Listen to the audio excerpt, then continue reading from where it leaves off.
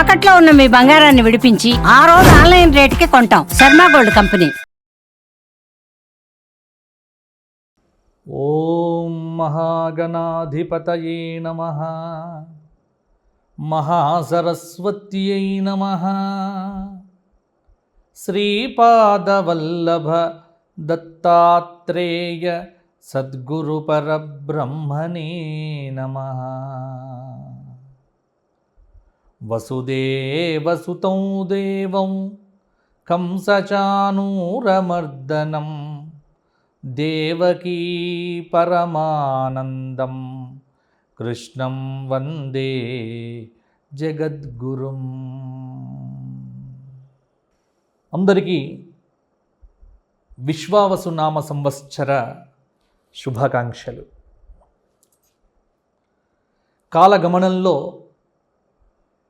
క్రోధినామ సంవత్సరం గడిచిపోయి విశ్వావసు అనే పేరుతో ప్రభవాది 60 సంవత్సరములలో 39వ సంవత్సరం విశ్వావసు.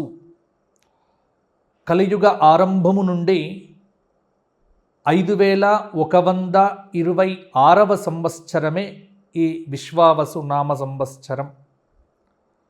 విశ్వం సమస్తం ప్రకాశయతి కిరణైః ఇతి విశ్వావసు. ఈ విశ్వమును, ఈ చరాచర ప్రపంచాన్ని, ఈ బ్రహ్మాండమును తన యొక్క భవ్య దివ్య అసమాన అద్భుత ప్రకాశవంతమైనటువంటి కిరణములతో ప్రకాశింపచేసేటువంటి అగ్నిస్వరూప సూర్యనారాయణ స్వరూపమే ఈ విశ్వావసు నామ సంవత్సర దేవత, అధిదేవత స్వరూపము.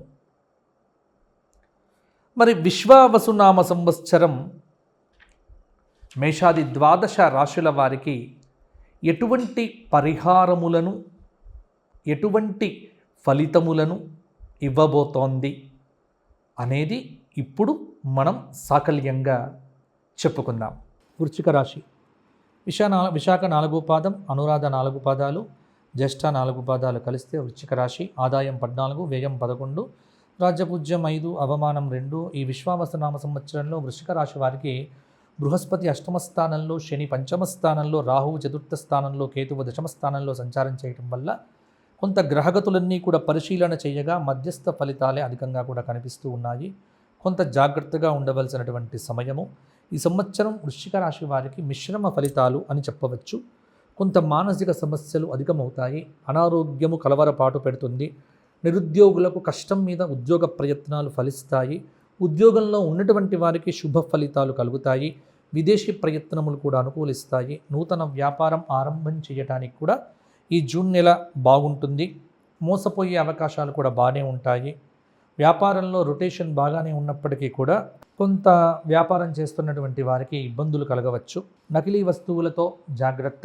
కళారంగంలో, నాటక రంగంలో ఉన్నటువంటి వారికి మంచి అవకాశాలు కలిసి వస్తాయి. రైతాంగానికి ఈ సంవత్సరం అనుకూలంగా ఉంది. వాతావరణ సలహాలు, సూచనలు తీసుకొని పంటలు వేయడం ద్వారా మంచి ఫలితాలు వస్తాయి.